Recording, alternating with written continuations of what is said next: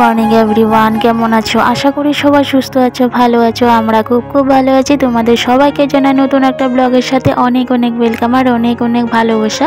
তো বন্ধুরা, আজকে ব্লগটা কিন্তু অবশ্যই তোমাদের ভালো লাগবে, পুরো ভিডিওটা দেখার অনুরোধ রইল। তো সর্বপ্রথমে সবাইকে জানাচ্ছি হ্যাপি বিহু।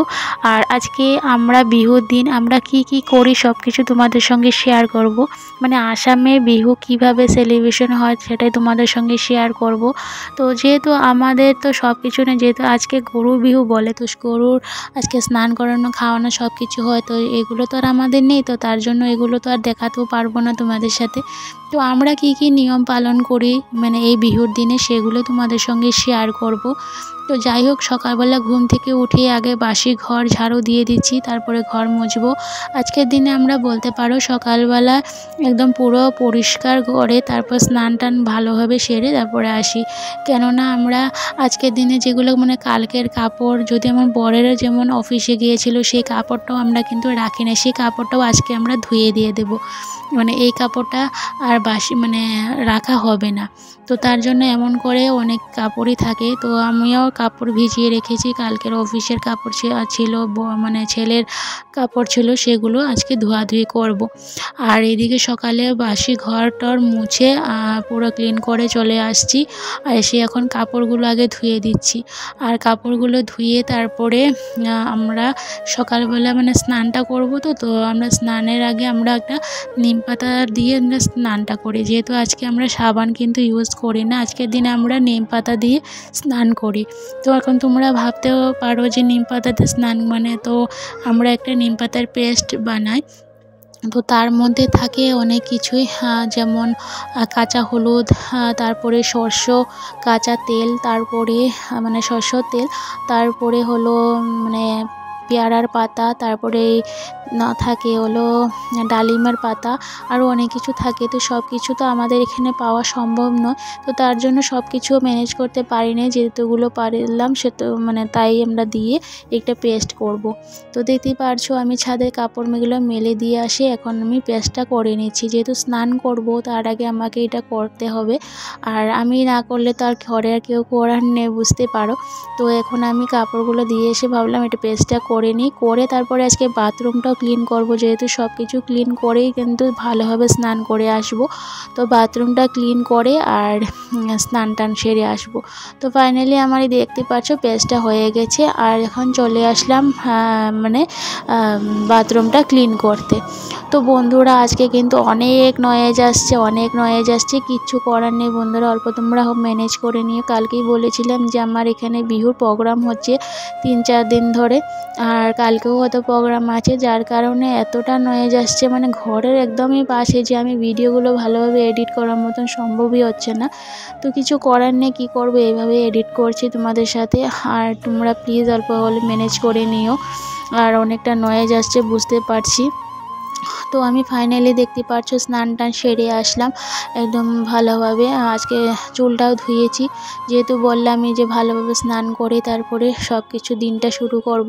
তো এদিকে আমি স্নান টান সেরে এসে প্রথমে পুজো দিলাম, ঠাকুরের পুজোটা আজকে ভালোভাবে দিয়ে তারপরে এখন আমরা সকালের খাওয়া দাওয়ার প্রিপারেশন করব। তো আজকে আমাদের সকালের খাওয়া দাওয়া হবে দই চিড়া। তো আমরা সকালে স্নান টান করার পর আমরা দই চিড়া খাই। তো এখন আমি গিয়ে আগে এটা ঠিকঠাক করবো। এদিকে আমার ছেলের স্নান কমপ্লিট, আমার বরের স্নান কমপ্লিট হয়ে গেছে। তো যেহেতু সবার স্নান কমপ্লিট, এখন খাওয়া দাওয়ার পালা। তো চলো রান্নাঘরে যাওয়া যাক। তো রান্নাঘরে চলে আসলাম। আর এদিকে দেখতে পারছো আমি অল্প চিড়া ভিজিয়ে রেখে দিয়েছিলাম যাতে অল্প নরম হয়ে যায়। তো চিড়া, মুড়ি আর খই এই তিনটা দিয়েছি, সাথে দিয়েছি গুড় আর দিয়েছি তোমার দই।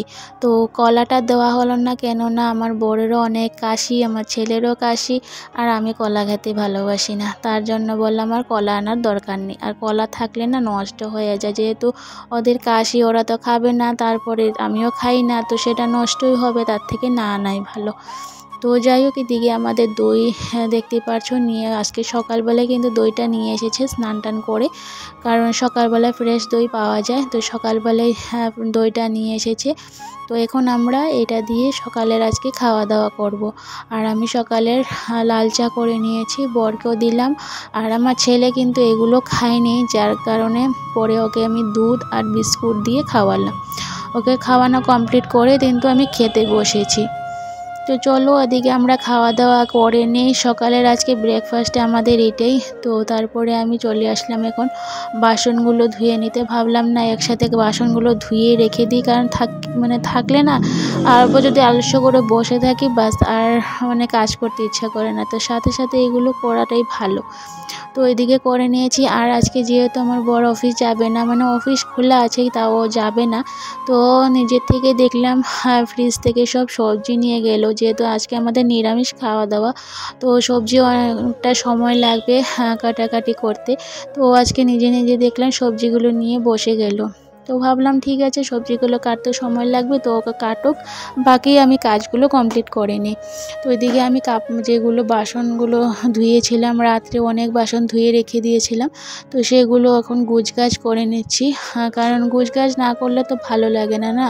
আর প্রত্যেক দিন তো অনেক বাসন জমা হয়, আর এই বাসনগুলো যদি ঠিকঠাক করে না রাখি, আবার যখন রান্না করে পরে আরও বাসন জমা হয়ে থাকে। তো এগুলো করতেই করতেই সময় অনেকটাই চলে যায়। তো এদিকে আমি বাসনগুলো ঠিকঠাক করলাম, আর স্নানের কাপড়গুলো মেলে দিয়ে আসছিলাম। তো এদিকে আমার সম্পূর্ণ ঘরের ঠিকঠাক করা হয়েছে। এখন আমি রান্নাটা বসাবো। তো চলো আগে ঘরটা আগে ঠিকঠাক করব, কারণ ঘরে সকালবেলা সময় পাইনি আজকে ঘরের গুছগাছ করতে।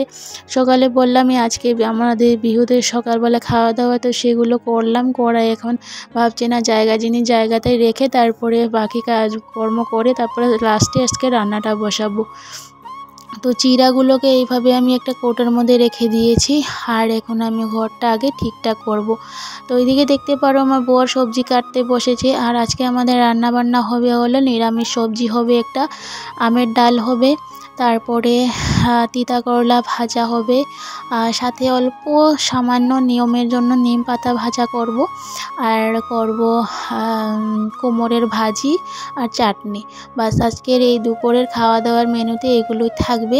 আর যেহেতু আজকে আমরা নিরামিষ খাওয়া দাওয়া করি, বিহুতে আমরা নিরামিষ খাওয়া দাওয়া করি, আর পয়লা বৈশাখে বলতে পারো আমরা মাছ মাংস যাই খাওয়ার খাই।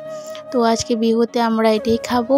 তো চলো এদিকে আমি ঘরের গুছগাছ করে নিয়েছি। আর প্রত্যেক দিনের রুটিনে যা পড়ে ঘর মোছা, এইগুলো জিনিসপত্র না মুছলে আমার আর ভালো লাগে না, মনে হয় অনেক নোংরা পড়ে আছে। তো তার জন্য এগুলো করে তারপরে রান্না বান্না বসাবো। তো আমার দিকে সম্পূর্ণ কমপ্লিট করে রান্না বসাতে চলে আসলাম। তো প্রথমে ভাত আর ডালটা বসিয়ে দিয়েছি, কারণ এগুলো সিদ্ধ হতে সময় লাগবে, তো তার জন্য বসিয়ে দিলাম। আর আমার ছেলে অল্প সময় পড়তে বসিয়েছি, কারণ কালকে রাতেও পড়েনি, তো ওকে অল্প পড়তে বসিয়েছি। ওকে এদিকে দেখাচ্ছি, লেখাপড়া করেছি, আর এদিকে রান্না বসিয়েছি। তো যাই হোক, এদিকে আমার সবজিটাও আমার বর কেটে দিয়েছিল, তো আমি সঙ্গে সঙ্গে বসিয়ে দিয়েছি। আর ফাইনালি রান্না বান্না কমপ্লিট হয়ে গেছে, যা যা বলেছিলাম সেগুলি করেছি। চলো আজকে ব্লগটা বন্ধুরা এতখানি ছিল। কেমন লাগলো অবশ্য কমেন্ট করে জানাবে। আর আমাদের বিহুতে আমরা কি কি করি সম্পূর্ণ আজকে তোমাদের সঙ্গে শেয়ার করলাম। তো কেমন লাগলো অবশ্য জানিও। তো আজকে মতন টাটা, বাই বাই।